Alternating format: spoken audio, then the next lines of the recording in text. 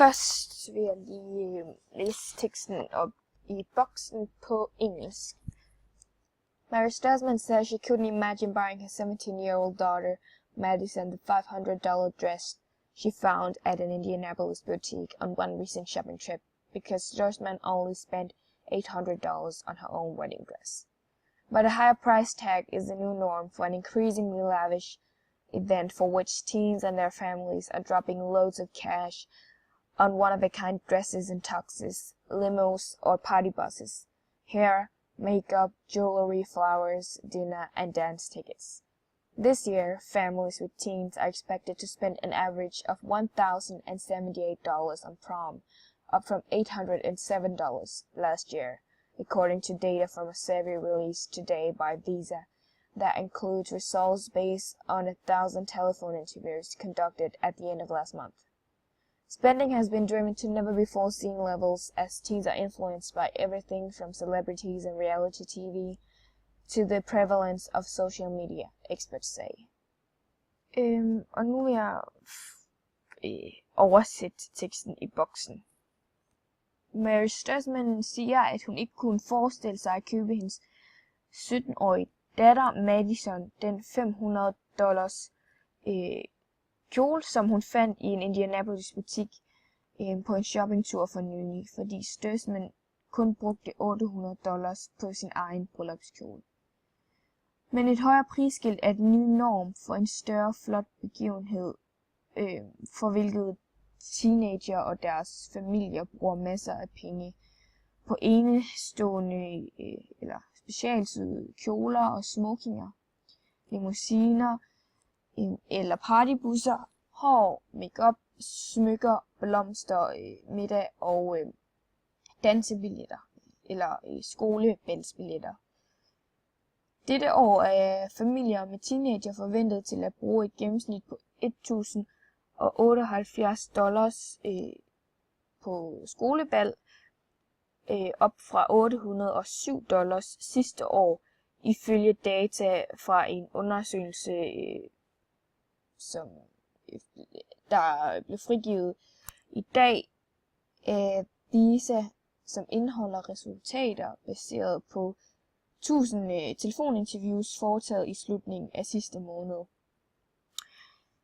Forbruget er blevet ført til aldrig før sete planer, da teenager er påvirket af alt fra kendisser og reality-tv til udbredelsen af sociale medier, siger eksperter.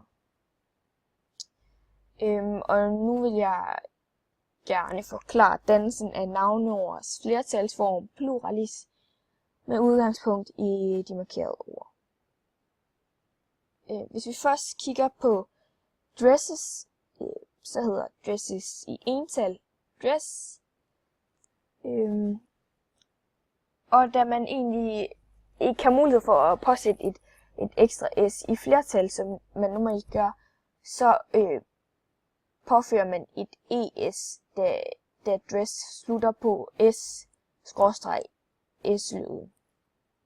Så bliver det til dresses. Ved families, så hedder families i ental family med y til sidst.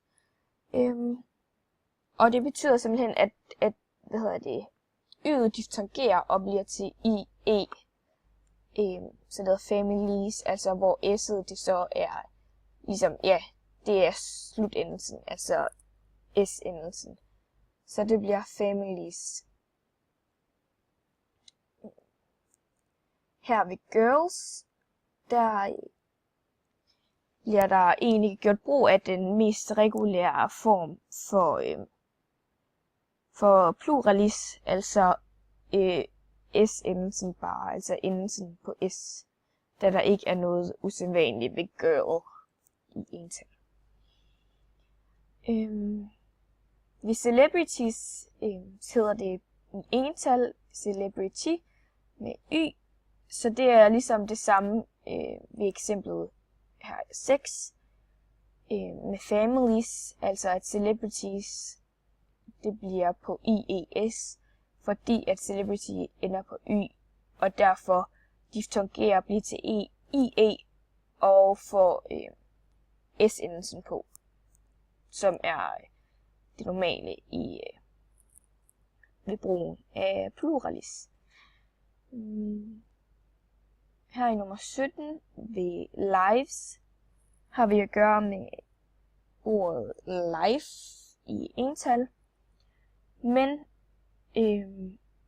som er flere andre ord, hvor der føres live, altså hvor der er f i ordet, vil den gå hen og ændres, så det bliver til ves i stedet for lifes. Og det eksempel er faktisk også noget, vi ser ved andre, hvor der er v, eller hvor der er f i entalsformen. For eksempel wolf, som bliver til wolves.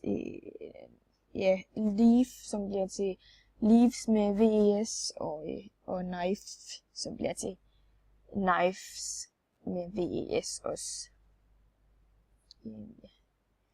Derudover så er der den mere uregelmæssige pluralisform, som ikke bliver nævnt her, men som egentlig er at dansen af pluralis, hvor man går ind og ændrer på selve bogstavet, selve vokalen i selve ordet, som eksempelvis ved tooth, som bliver til teeth, og foot, som bliver til feet, og mouse, som bliver til mice. Altså at den bare helt ændrer sig i pluralis.